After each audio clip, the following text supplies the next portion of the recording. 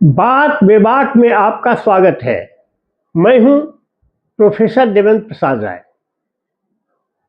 आज मैं आपसे तमिलनाडु के इलेक्शन पर बात करूंगा। आपको ज्ञात है कि भारत में 4 प्रांत पश्चिम बंगाल, तमिलनाडु, केरल और असम और एक केंद्र शासित प्रदेश पुडुचेरी में इलेक्शन होने जा रहा है। नॉमिनेशन की प्रक्रिया तमिलनाडु में शुरू है। इस बीच एक नए पार्टी का वहां उदय हुआ है। जैसा कि मैंने पहले ही कहा था, तमिला भित्ति कजगम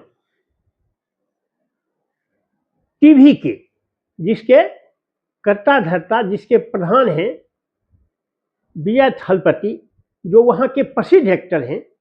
तमिलनाडु में तो बहुत पहले से परंपरा रही है कि फिल्म एक्टर बहुत प्रभावकारी रोल अदा करते हैं।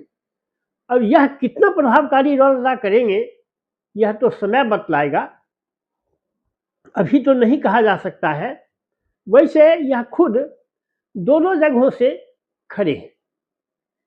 एक पेरम्बूर से खड़े हैं और जो चेन्नई में पड़ता है, और एक तिरुचि ईस्ट से खड़े हैं। डीएमके ने जो वहां निवर्तमान एमएलए हैं आरडी शेखर, उसको खड़ा किया है। एआईडीएमके पीएमके को यह सीट अलॉट किया है। फिर तिरुचि ईस्ट से डीएमके इनकम्बेंट जो है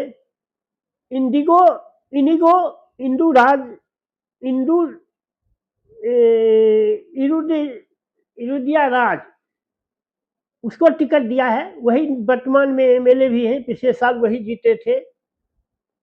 और डीएमके ने राजशेखरन को खड़ा किया, राजशेखरन को खड़ा किया है। अब देखिए इसमें अब कितना हो पाता है। वैसे जब विजय थलपति से पूछा गया कि आप 2 जगह से क्यों खड़े हैं, 2 जगह से तो तब खड़ा होता है जब कहीं एक जगह से उसे संशय होता है, डाउट होता है कि जीतेंगे या नहीं जीतेंगे। जब आप चीफ मिनिस्टर बनने का सपना देखते हैं तो आपके पार्टी को तो यह नहीं होना चाहिए कि हम एक जगह से नहीं जीत सकते हैं। वैसे चीफ मिनिस्टर का क्षेत्र तो पूरा प्रदेश होता है।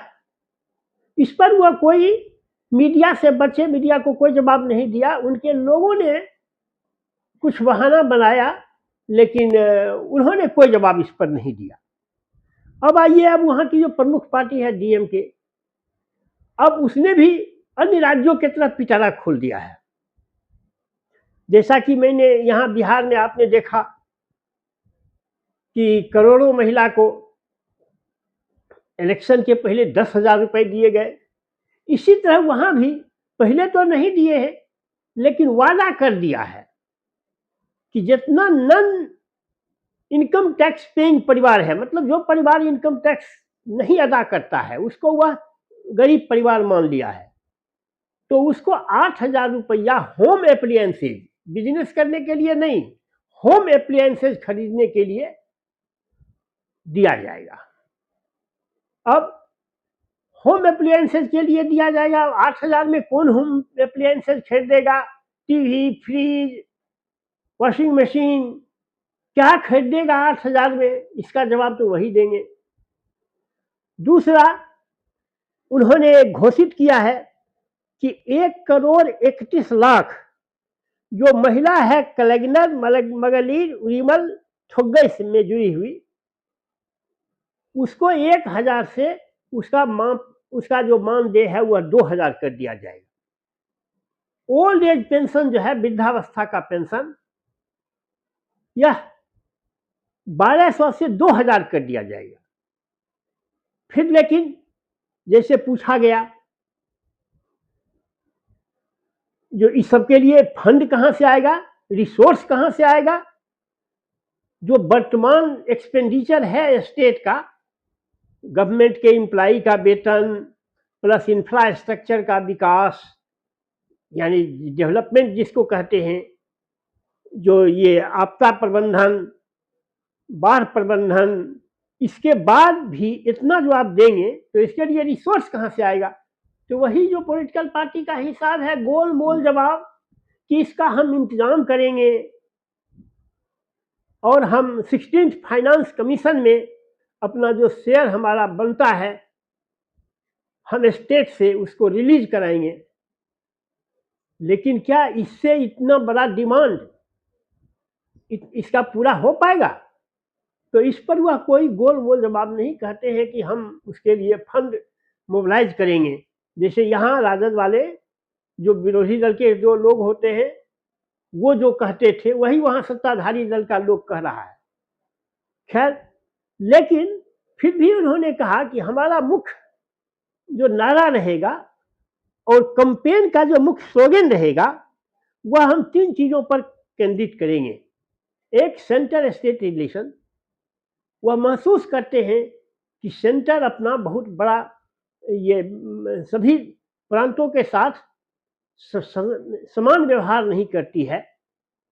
जो विरोधी दल शासित प्रदेश है उसके साथ विमाता का व्यवहार किया जाता है। दूसरा, फेडरलिज्म। और तीसरा, इम्पोजिशन ऑफ हिंदी। हिंदी जो लादा जा रहा है, हिंदी को जो मातृभाषा बनाया जा रहा है और उसको उसकी पढ़ाई बिल्कुल जो अनिवार्य किया जा रहा है, इसके खिलाफ भी वो जनता को जागृत करेंगे।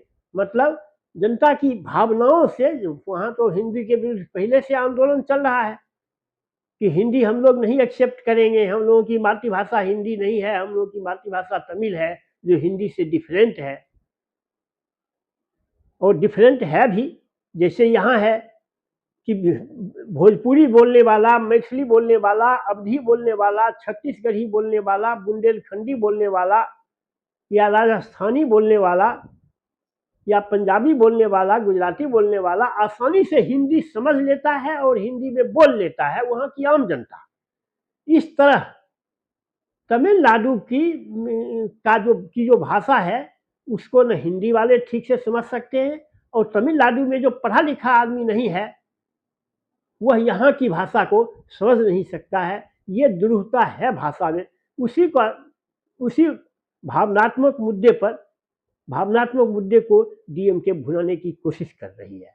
अब कितना क्या हो पाएगा इसमें, जो उसके सहयोगी दल है उसमें कांग्रेस को 27 सीटें लड़ने को मिला है 234 में, मैंने समझिए 10% भी नहीं।